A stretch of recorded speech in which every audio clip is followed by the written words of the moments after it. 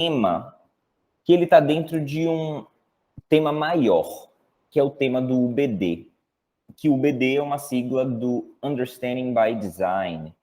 O Understanding by Design, que seria na tradução do livro do Grant Wiggins e do Jay McTighe, em português se chama Aprendizagem para a Compreensão, ou Planejamento para a Compreensão. Eles falam que tudo que a gente faz dentro do nosso trabalho, ele tem que ter como objetivo maior um understanding, uma compreensão, né? E uma compreensão não entendida só como um saber teórico, né? Mas como um saber que a gente incorpora no nosso corpo e que viram práticas, que viram habilidades, né? E nessa ideia do UBD, o planejamento reverso seria o como que a gente faz esse planejamento para a compreensão. A compreensão é o nosso objetivo final, mas o modelo, a metodologia ou o como diante dessa proposta é o planejamento reverso.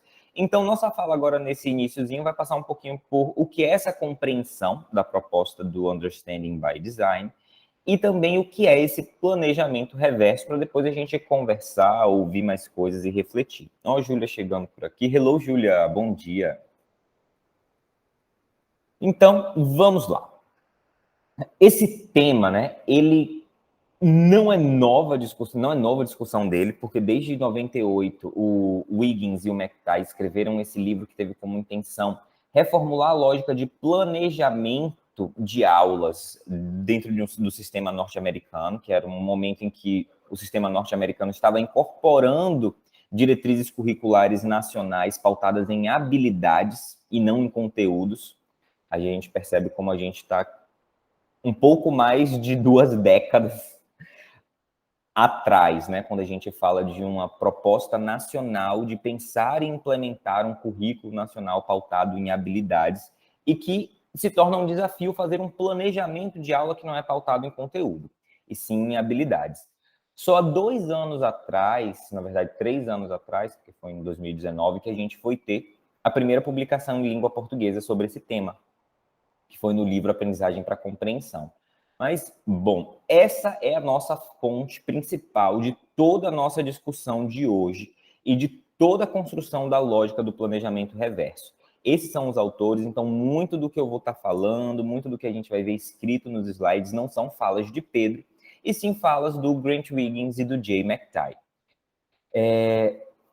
Eles propõem que nessa lógica de um Understanding by Design existem 6 palavras que são palavras-chave. Palavras-chave para a gente poder ter um entendimento de toda essa proposta. A primeira delas é o design. O design porque a gente entende aqui que as aulas, elas são experiências de aprendizagem. E essas experiências de aprendizagem precisaram ser planejadas com uma lógica de um desenho, um design para essa experiência de aprendizagem. E quem é o responsável por pensar esse desenho da experiência de aprendizagem somos nós, que eles não chamam de professores ou tutores, eles chamam de designers de experiências de aprendizagem. E eu gosto muito de olhar para a gente como essa pessoa, que é um designer de experiências de aprendizagem, e não necessariamente como um professor que detém um conhecimento, ou como um tutor que simplesmente media conhecimentos. Porque além de eu mediar, que tem tudo a ver com o que eu estou fazendo na hora da aula, existe todo o processo de design que foi pensado previamente, e é aí que cai o nosso planejamento. Então, nosso planejamento é o design. O segundo ponto das palavras-chave, a compreensão, é o objetivo maior de todo esse trabalho, chegar a compreensões, né, com aprendizagens significativas. O ponto 3 aqui das palavras-chave, transferência, essas palavras elas vão estar repetidas, né? Mais à frente a gente vai ouvir muito elas, então por isso que a gente está comentando essas 6 aqui. As transferências, quando a gente fala de transferência, vem de um termo que é utilizado pelo Wiggins e o McTighe, que é transferability, que seria a habilidade de transferir. Mas transferir o quê? Transferir saberes, conhecimentos teóricos para um eixo prático. Isso tem tudo a ver com o que a BNCC nos fala quando, logo no seu capítulo inicial, ela diz, né? Muito mais importante do que saber é saber fazer coisas. Mas a gente vai saber fazer coisas se a gente passa por um eixo teórico, temos uma compreensão, e a partir dessa compreensão eu passo para um eixo atitudinal, né? Quando a gente fala de transferência, a gente está falando disso. O que é que eu vou fazer que vai sair de um eixo teórico, de um eixo conceitual, e vai entrar num eixo atitudinal, para mostrar que o aluno pega aquele conhecimento e transfere para uma situação prática, para uma situação cotidiana, para uma situação real. Bom, a quarta palavra, planejamento. Planejamento em autoexplicativo. A gente já começou o nosso trabalho fazendo um rápido brainstorming do que vem à nossa cabeça quando a gente fala da palavra planejamento.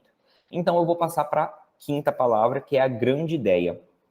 A grande ideia é aquele nosso maior objetivo de todos os nossos encontros. Segundo o Wiggins e o McTighe, antes mesmo de eu pensar quais são as habilidades que eu preciso trabalhar com os meus alunos, quais são os meus objetivos de aprendizagem, quais são as minhas transferências, eu preciso ter clareza de qual é a minha big picture, qual é o meu grande final ao longo daquela trajetória que tem experiências de aprendizagem. Qual é a maior ideia que a gente quer passar para os nossos alunos? E essas grandes ideias dificilmente vão estar relacionadas a objetos do conhecimento especificamente ou habilidades. A gente entende que essa grande ideia é uma coisa ampla e dentro dela eu tenho diversas habilidades, eu tenho diversos objetos do conhecimento que vão permitir a gente chegar a uma grande ideia. A última palavra daqui das nossas palavrinhas-chave, pergunta essencial.